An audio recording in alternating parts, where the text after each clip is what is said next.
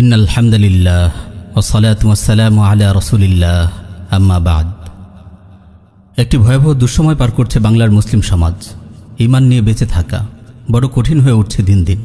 তাগুতি শাসন ব্যবস্থা, কুফরি রাষ্ট্রযন্ত্র ও শিরকি সংবিধানের নখর থাবায় প্রতিনিয়ত ক্ষতবিক্ষত হচ্ছে হাজারো মুসলিম নরনারীর ঈমান। দাজ্জালি মিডিয়ার অব্যাহত প্রচারণায় কুফর ও শিরককেই মানুষ ইসলামের উদারতা ভেবে বসেছে।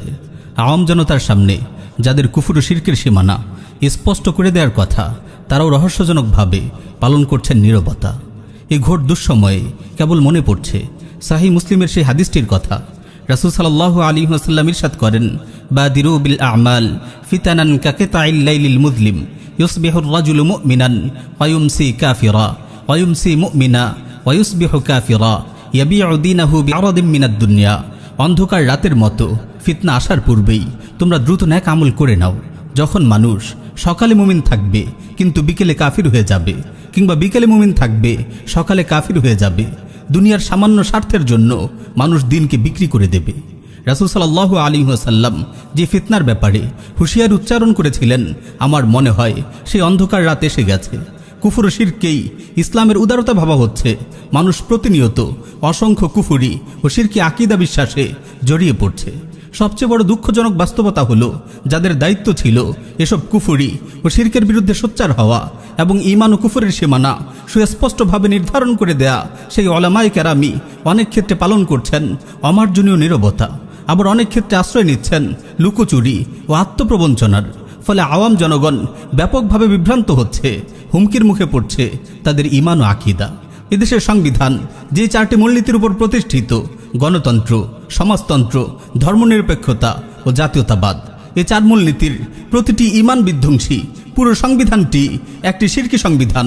আল্লাহর নাজিলকৃত আইনকে পিছনে ছুঁড়ে ফেলে কিছু কুলাঙ্গার মুশরিক তাদের নাপাক হাতে পশ্চিমা প্রভুদের অনুকরণে এই শয়তানি সংবিধান রচনা করেছে।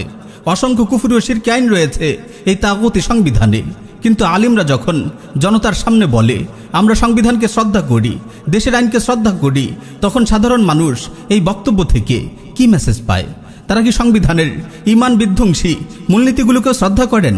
তারা কি নাপাক সংবিধানের অসংখ্য শরিয়া বিরোধী আইনকে শ্রদ্ধা করেন? তারা কি ইসলামের হুদুদ কেসাসের পরিপন্থী এই শয়তানি দণ্ডবিধিকে শ্রদ্ধা করেন? তারা কি সুদী অর্থব্যবস্থাকে শ্রদ্ধা করেন? আর এই সংবিধানকে শ্রদ্ধা করলে কিভাবে মানুষের ঈমান বহাল তবিয়তে থাকতে পারে? যদি খোদা আলিমদের পক্ষ থেকে মানুষ এমন মেসেজ পায়, আলিমরাই যদি ঈমান ও কুফরের সীমারেখা গুলিয়ে ফেলে, তাহলে জনগণের অবস্থা এমন না হয়ে উপায় কি? আস্তাগফিরুল্লাহ। সংবিধানের এই ঈমান বিধ্বংসী মূলনীতিগুলোর ব্যাপারে চলছে লুকোচুরি আর আত্মপ্রবঞ্চনার নিকৃষ্ট খেলা। দিনকে নিয়ে, শরিয়াকে নিয়ে এমন মারাত্মক প্রবঞ্চনা আমাদের হৃদয়কে কাঁপিয়ে তুলে। শরিয়া প্রতিষ্ঠার নাম করে সংসদে গিয়ে অনেকে এই কুফরি সংবিধান বাস্তবায়নের শপথ গ্রহণের দুঃসাহস পর্যন্ত দেখাচ্ছে। আল্লাহ আমাদের ঈমান আমলের হেফাজত করুন। জনগণের সামনে ঈমান ও কুফরের বাস্তবতা সুস্পষ্টভাবে তুলে ধরার তৌফিক দান করুন। যুগ যুগ ধরে তাগুত সরকার আর দাজ্জালি মিডিয়া এদেশের জনগণকে ধর্মনিরপেক্ষতা আর সাম্প্রদায়িক সম্প্রীতির কুফরি পাঠ শিখিয়েছে। এদেশের মুসলিম নামধারী কথিত তাহাজ্জুদ গুজার এমপি মন্ত্রী, প্রধানমন্ত্রী ও রাষ্ট্রপতিরা সংবিধানের অন্যতম মূলনীতি ধর্মনিরপেক্ষতার বাস্তবায়ন করতে গিয়ে দেশে শত শতবার দুর্গাপুজোর শিরকি আয়োজন উদ্বোধন করেছে। কুফর ও শিরকের উদযাপন উপলক্ষে দেশবাসীকে শুভেচ্ছা জানিয়েছে। প্রধানমন্ত্রী শেখ হাসিনা ধর্ম যার যার, উৎসব সবার নামে কুফরি বাণী প্রসব করেছে। হিন্দুদের পূজা মণ্ডপে গিয়ে বলেছে গজে করে নাকি যখন মা দুর্গা আসে তখন দেশে নাকি অনেক ফসল হয়। এভাবে বছরের পর বছর ধরে জনগণকে দেয়া হয়েছে ধর্মনিরপেক্ষতার কুফরি পাঠ। মানুষের ঈমান নিয়ে চলেছে ছিনিমিনি খেলা। সম্প্রতি বাংলাদেশের একজন জনপ্রিয় ক্রিকেটার সাকিব আল হাসান কলকাতা গিয়ে কালী পূজা উদ্বোধন করে এসেছে। এ নিয়ে সোশ্যাল মিডিয়ায় সমালোচনার ঝড় উঠেছে। অনেক ঈমান সচেতন সম্মানিত আলিম তার এই কাজটি যে সুস্পষ্ট শিরক তা দ্ব্যর্থহীন ভাষায় উল্লেখ করেছেন। আল্লাহ তাআলা তাওহীদবাদী আলিমদের হেফাজত করুন।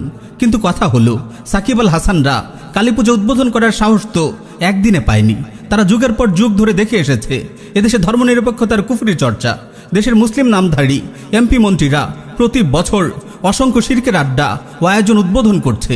তাদের এই শিরকি কর্মকাণ্ড নিয়ে কেউ কথা বলেনি।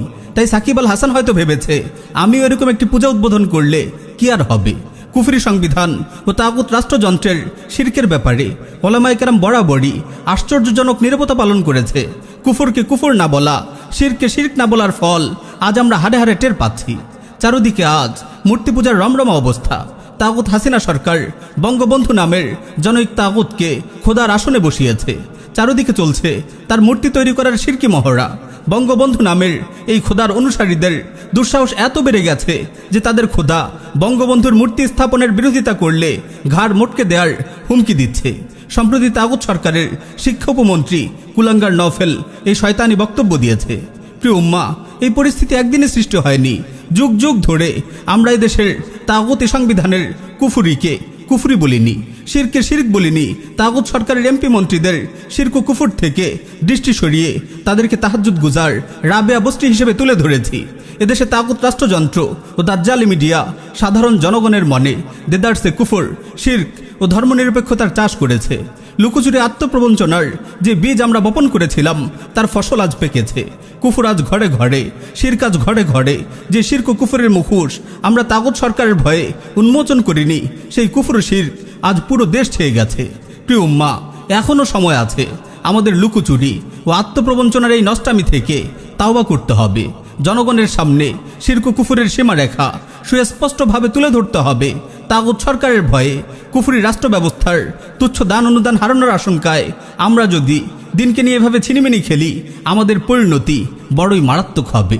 আল্লাহ রাব্বুল আলামিন আমাদের সবাইকে হেফাজত করুন। আমিন ইয়া রাব্বাল আলামিন।